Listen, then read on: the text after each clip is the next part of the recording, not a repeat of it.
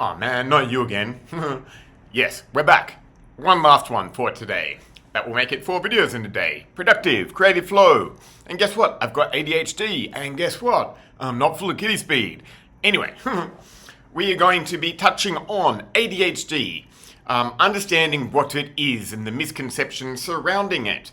I know recently in a study in Australia, there is something like 3 million people prescribed ADHD medication. That is 3 million people addicted to speed that Big Pharma and the healthcare system are willingly handing out. I wonder why. Anyway, let's tuck in. So, very quickly on my lived experience of this. Do I have ADHD? Well, according to the criteria, yes, I do. I was diagnosed in 2023 with a very high level of it, by the way. And it came as no surprise. Why? Because I struggled to concentrate at school. I struggled to get through the workday, as most people do. But, you go, why? Okay, why am I struggling to get through school? Why am I struggling to get through the workday? Oh, I must have something wrong with me. Well, guess what? No, you don't. All right? You have nothing wrong with you. The idea that it is a disorder is actually an insidious title anyway, but we'll touch on this. So what is it? A, it is a really shitty excuse for continued poor behavior.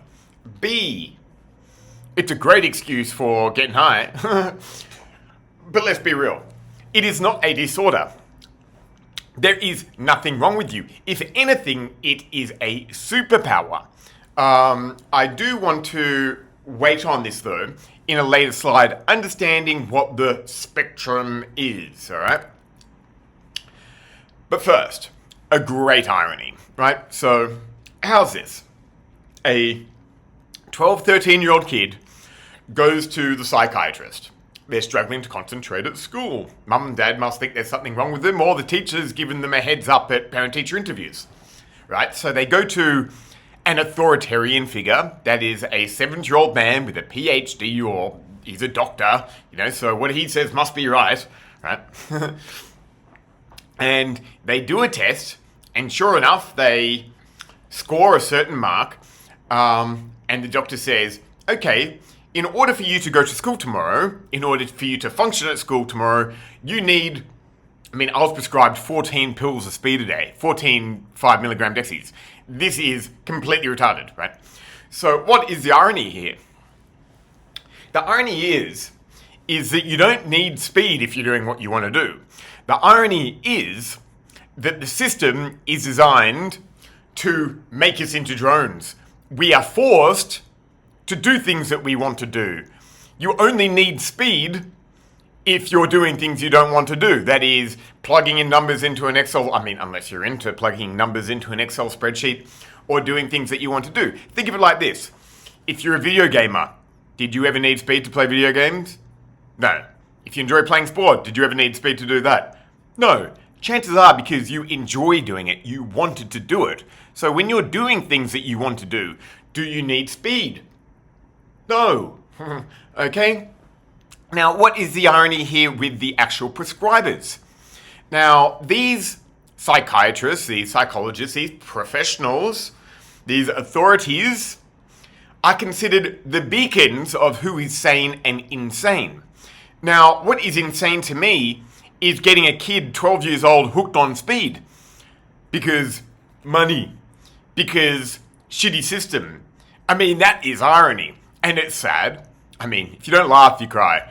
But, in that we actually have these professionals, I wouldn't call it professional, dishing out this ridiculous amount of medication, which, by the way, is no different to smoking meth. Really. I've done both. Plenty of times. I know the difference. In fact, it's very hard to tell the difference, right? You give any prescribing doctor a Adderall and a fake Adderall with meth in it, not a single one on planet Earth will be able to tell you the difference. You find me one, let me know. Drop it in the comments if you can find a doctor who can legitimately tell the difference between methamphetamine and amphetamine or dexamphetamine given in equal dosages. Let me know, because I know that they don't know, right? This is the irony, okay? So beware. It's not that it's ill-intended from the parent's point of view or a teacher's point of view, or even necessarily the psychiatrists themselves. I'm not saying this is malicious intent, but this is what they get told, and they accept what they're told as truth, right? And that is the danger, that you just believe everything that you're told, all right? The dopamine problem. So often we hear, an ADHD person has natural deficiency in dopamine. And so what does the speed do? It elevates your dopamine, only to deplete it, 6-8 hours later. But don't worry about that, right? Well, A, how many studies on how many people have they actually done this on? And B, is there any more prominent underlying issue as to why they may have experienced, if the study is to be true, why they have an underlying dopamine deficiency? Is it because up until that point of being tested, they were self-medicating? Is it because maybe they were a bit down or a bit depressed because of the state of the world and that they didn't fit in? Are there more fundamental issues at play than just, you have this level of dopamine in your brain, so you have this and you need that? I wonder, okay? Now, the spectrum. It's funny, how many people go, you know what, I'm a bit on the spectrum. Well, yeah, Doug, we all are. The spectrum covers all. It's just what end of the spectrum are you on, right? So to say, I'm on the spectrum is paradoxical in of itself. We're all on the spectrum somewhere, and none of us are on the exact same place. We are all completely unique, right? So that's just clearing a misconception around the spectrum. But back to the actual process of diagnosing, right? So, and my anecdotal lived experience. So when I went to a doctor, and again, I went to one because I was going, why am I struggling at work? Why is this happening? Why do I feel the need to do this? That is self-medicate on drugs. Naturally, you're going to be hoping that there's something wrong with you because it will explain why you've been doing what you've been doing. Not recognizing that the system itself is why you feel that way. It's not you, it's a systemic issue, okay? Again, you don't need speed if you're doing what you want to do. But we get gaslit into the idea that you should be doing this, or you should be banking that, you should be serving this, you should be whatever. And when it doesn't feel natural and we're just doing it and it's outcome focused, right? We're only doing it for money, so we're not doing it because we want to do it. We're doing it for an outcome, right? That is to say, it's like a chore. It is work, not play. So, yeah, maybe there'll be excitement in a new job in the social setting and stuff, and you'll get through the first 6 months, year, 2, whatever, just fine. But over time, in my experience, it's weighed down on me massively. In fact, it made me miserable. Just doing things that I didn't want to do. Administration work being, first and foremost. It just wasn't for me. As I'm sure it's not for a lot of people, especially those with ADHD, right? Sure enough, I go in there and the specific testing I did was on a measure of 0 to 100. Anything above 70 and you have ADHD, right? I scored 92, which was problematic, very high, right? So I got a stupidly high dose, right? Now, if we had to take that criteria as being true, that means a third of the population have ADHD. They have a disorder. Or does their personality traits, their archetypal personality in their spirit, just not adhere to the system itself, and so it manifests as an issue in struggling to fit in. And so you just get loaded on speed all day, right? Can someone just appreciate the irony here, And so if you've got a third of the population with a disorder, not just that's just you, that's just how you are. No, you've got something wrong with you because you don't conform, you don't fit into the wider society. Stupid, right? And then say, okay, you've got a third hooked on speed, then another third hooked on antidepressants, and then another third on anti-anxiety medication. I mean, do you see what they're getting at here? An addicted population is one easy to control.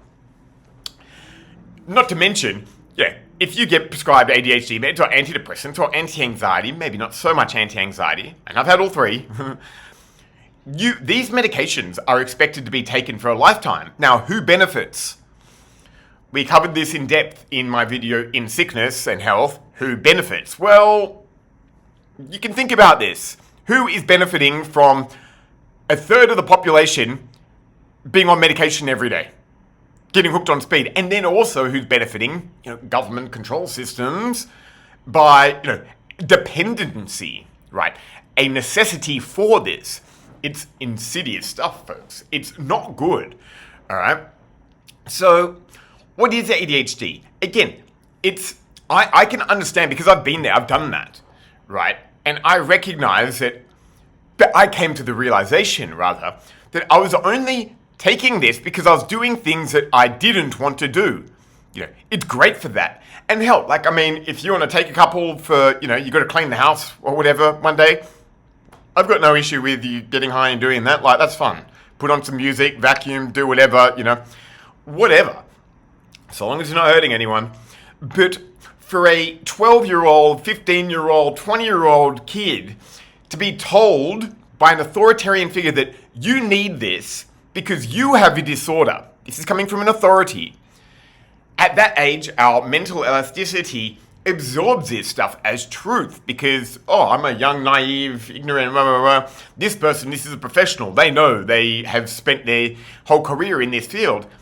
You accept that as truth without questioning it, and so do your parents, right? And this is the danger of it, okay? In that we just accept these authorities as truth. And I've spoken before about what is an authority, right?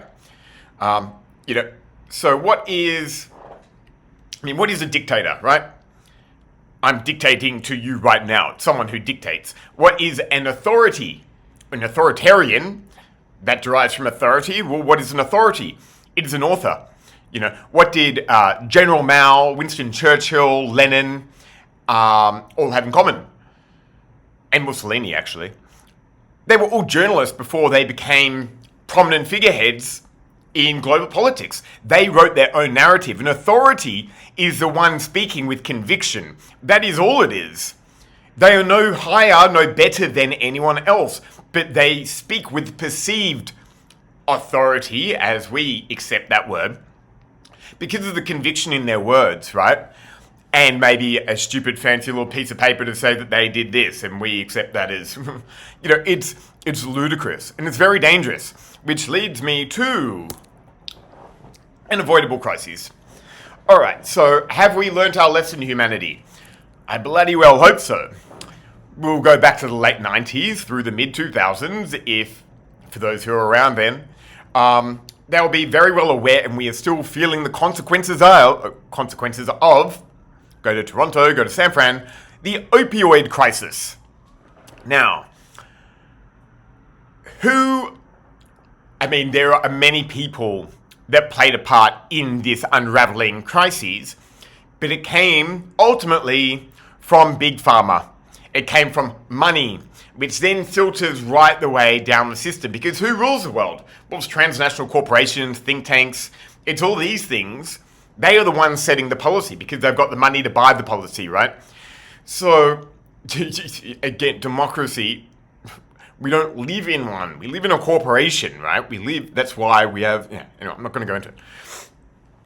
But what is happening now? So, all these people, they were just handing out opioids willy-nilly. And I've been an opioid addict myself. I was a heroin and methadone addict, so I know this too, right? They hand out these drugs willy-nilly and they get told, this is fine, the doctor's prescribing it to you, blah, blah, blah. And then, when you decide to get off, you're like, shit, what's going on? This is uncomfortable. And then doc, I need to up my dose. I need to do this, that, and the other. It's like, okay. keeps piling up, this addiction, these cravings, this discomfort. And then, finally, when push comes to shove and people recognize the fucking scam that they've been scammed into, on a macro level as well, it's not just one person, it's a whole population, they then restrict access to these medications through legitimate means. So what do? Well, they go to the street. They go get some smack. And then, that gets a bit expensive, and then, then a black market sees an opportunity. All right, well, we can cut costs, we can introduce a chemical with far more potency for far less money, and voila, we have the fentanyl crises, right? This is how it works. So what am I getting at here? Well, if you've got a third of the population hooked on speed and they become dependent on this just to even get through the day, and the world, when it does, it will, finally comes to its senses at how ludicrous that whole system is, it's grotesque, well, what are people going to do?